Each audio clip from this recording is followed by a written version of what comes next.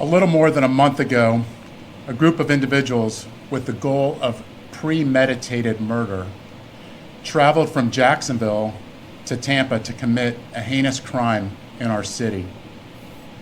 I said at that time that we would make arrests and get justice in this case for all the victims, including the mother of Charles Jones, who traveled from Jacksonville this morning to be present for this announcement. Today I stand before Tampa Police Major Pat Messmer, Jacksonville Sheriff T.K. Waters, and Hillsborough State Attorney Susie Lopez to announce the arrest of 3 people in the deadly shooting of Charles Jones, also known by his stage name of Julio Foolio. In addition, we have warrants and are actively searching for 2 other individuals in this case. Today's announcement would not be possible without the outstanding investigative work of our homicide detectives and with the assistance of the Jacksonville Sheriff's Office and the ATF. These individuals took extreme measures to try to cover their actions, but they were no match for our investigators. Isaiah Chance, Elisa Andrews, Sean Gaithright, Davion Murphy, and Rashard Murphy are all accused of playing a role in Jones's death and are all charged with 1 count of murder in the first degree, premeditated with the discharge of a firearm, and 1 count of conspiracy of murder in the first degree, premeditated with the discharge of a firearm. Chance, Andrews, and Gaithright were arrested over the weekend in Jacksonville. Davion Murphy and Rashard Murphy are still fugitives of justice, and we are working closely with the Jacksonville Sheriff's Office and the U.S. Marshals to apprehend them. On June 23rd, Tampa police officers responded to a shooting on McKinley Drive and located 4 victims. 1 person, later identified as Charles Jones, was pronounced deceased.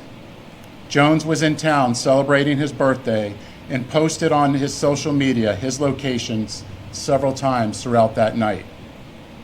Surveillance video was critical in this investigation, as suspects were seen on video following Jones from location to location. This shows the lengths that these individuals were willing to go through and achieve that this murder would occur. At 4:15 in the morning, Jones began to head to a hotel on McKinley. One of the suspect vehicles is seen following the victim. However, instead of following them into a parking lot, they stage across the street.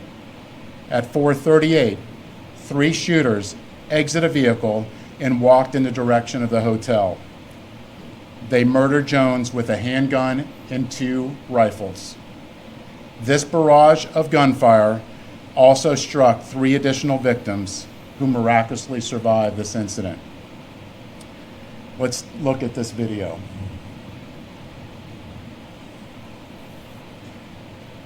This is at the hotel, and you can see the shooters are getting in position for their planned out murder.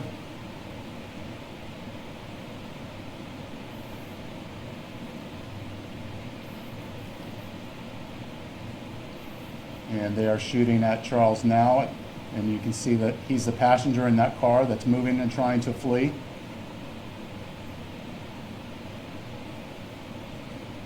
And again, they're still shooting at him. He's the right front passenger in that vehicle.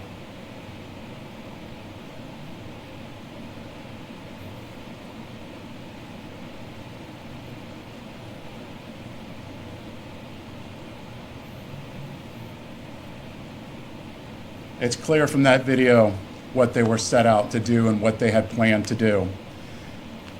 The investigation would later reveal that the 3 armed shooters were Sean Gaithright, Rashard Murphy, and Davion Murphy. Detectives used footage from the scene, license plate readers, and phone logs to identify 2 vehicles and link them back to the suspects. Furthermore, it was found that the shooters are members of or affiliated with rival gangs of Jones that go by ATK and 1200. Jones was part of the 6 Block gang. Detectives believe that the ATK and the 1200 worked together to target Jones as part of an ongoing feud in Jacksonville. I want to send a clear message to anyone that the city of Tampa is not where you want to come to settle a dispute. You will be charged, you will be arrested, and you will be prosecuted to the fullest extent possible. Furthermore, if you're a gang member, there's no alleged immunity through a cone of silence, as our detectives will find evidence needed to make an arrest and hold everyone accountable, just as we did in this case. Then, you will be prosecuted by our tenacious state attorney, Susie Lopez. Today would not be possible without the assistance of our law enforcement partners in Jacksonville, who collaborated with us and shared intelligence that helped us in this case. Their agency also assisted with many search warrants, locating and arresting these dangerous individuals. At this time, I would like to invite Jacksonville Sheriff T.K. Waters, followed by State Attorney Susie Lopez. Sure. Thanks, Chief. So good afternoon, I'm T.K. Waters, Sheriff of Duval County, Jacksonville, Florida. Thank you, Chief Burkhall, for inviting me to stand with you as we announce these murder arrests. Today, 3 dangerous criminals are off our Florida streets. These individuals have chosen lives of urban terrorism, and with their arrests, we show Tampa, Jacksonville, and the rest of Florida, the rest of this state, that we hold violent criminals accountable. At the Jacksonville Sheriff's Office, we will always work together with our law enforcement partners to ensure that our communities are free of those who choose violence over peace. I want to applaud the investigators from Tampa PD and JSO for their committed collaborative work to bring violent criminals to justice. What I saw in this partnership evidenced the very best of information and resource pooling to ensure public safety. In closing, I want to directly speak to those who choose violence and those who embrace a culture that glorifies violence. Florida, Tampa, JSO, Jacksonville, Miami, wherever you are, will not tolerate foolishness, will not tolerate shootings and needless violence. We will not make excuses for poor decisions. We'll hold you accountable for your criminal actions. Florida is a state of law and order. Law enforcement agencies in this state will always work together to protect the good and decent people who chose to live within the law. And we will always work together to ferret out those who choose the lives of violent crime. Thank you.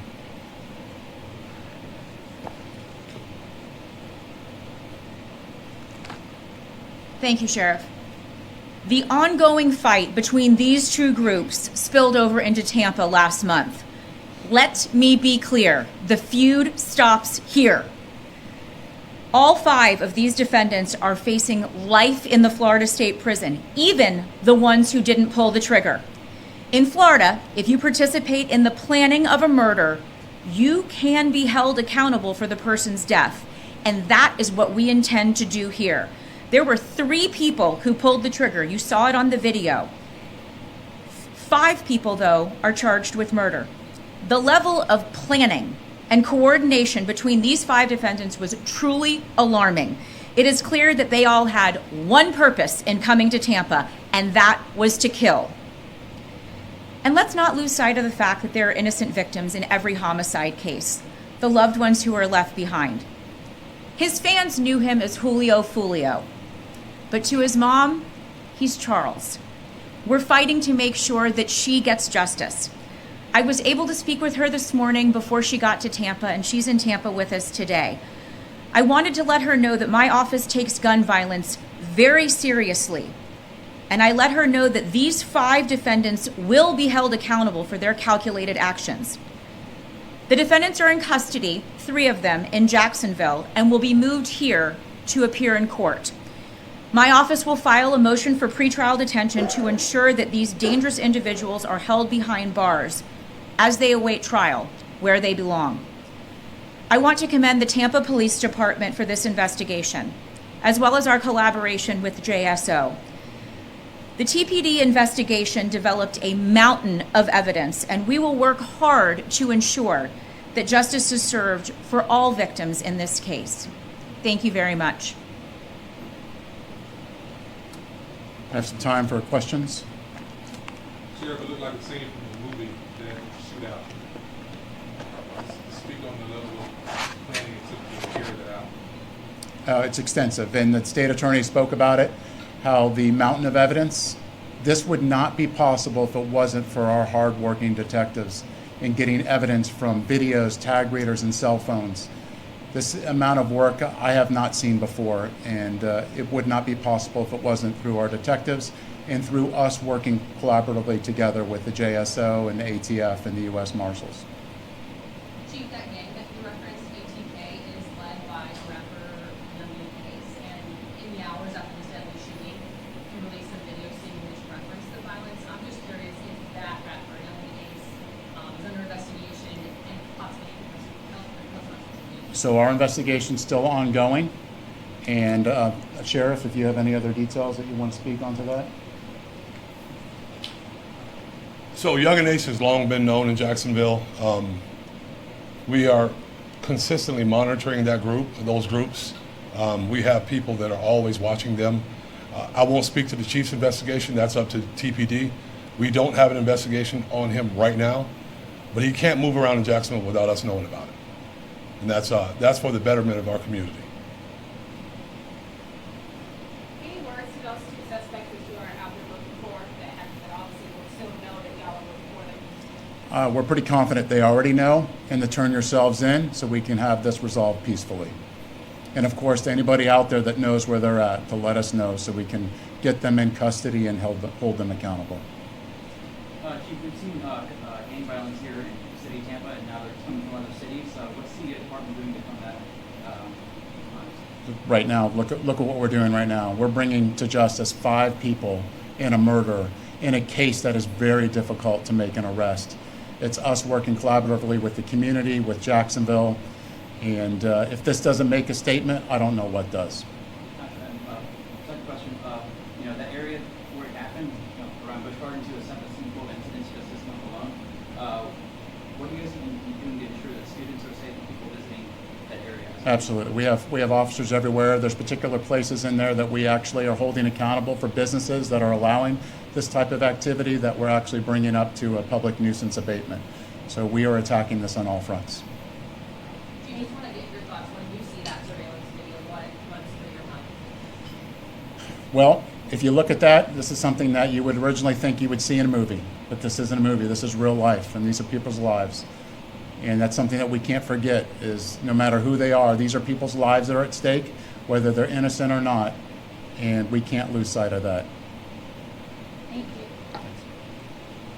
Please make sure to like, comment, and subscribe for more content. And as always, thanks for watching.